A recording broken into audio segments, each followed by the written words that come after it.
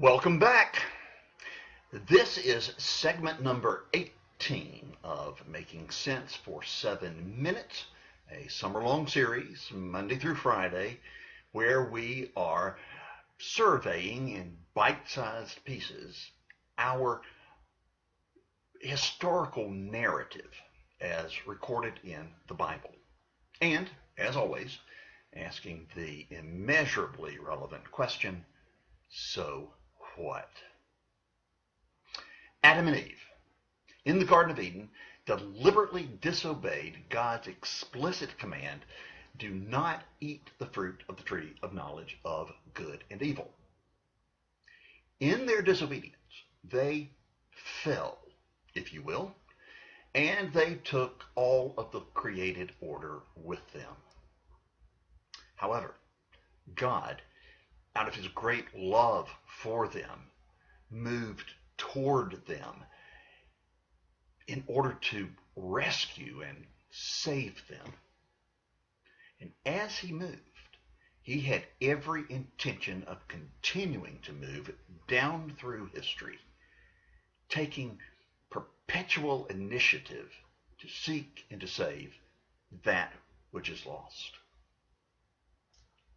This continual initiative would then culminate when, at a particular point in time and space and history, God took on so much initiative that he put on a suit of skin and became one of us, Jesus Christ. However, it was right there in the garden, in a statement to Satan, that God announced this intention with what would become known and understood to be the first messianic prophecy, the first of a number of promises that God would send a Messiah. Recorded in Genesis 3:15, God basically tells Satan, Jesus is coming for you, and he's going to crush your head. You will bruise his heel in the struggle. So the question is, did Satan, metaphorically speaking, bruise Jesus' heel? Yes. That injury was sustained on the cross. Did Jesus, metaphorically speaking, crush Satan's head? Yes. That death blow was rendered unto Satan with Jesus' resurrection. So, Satan has been defeated. How, then, you may ask, is he able to continue to do so much damage? Well, have you ever seen a snake get his head chopped off and then watch his body continue to slither around?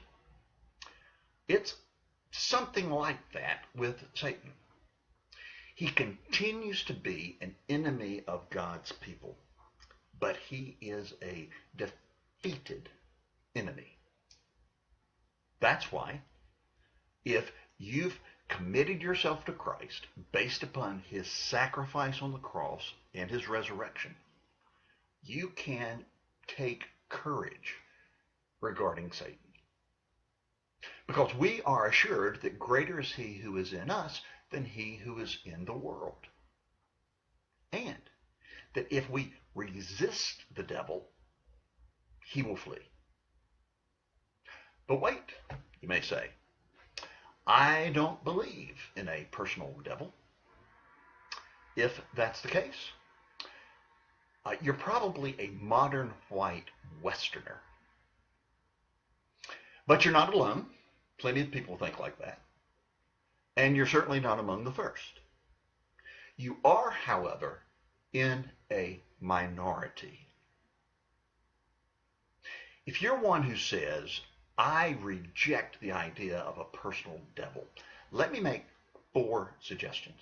1, consider that you're being simplistic. Perhaps by not realizing the multidimensionality of reality, you are being simplistic and you're being naive. Number two,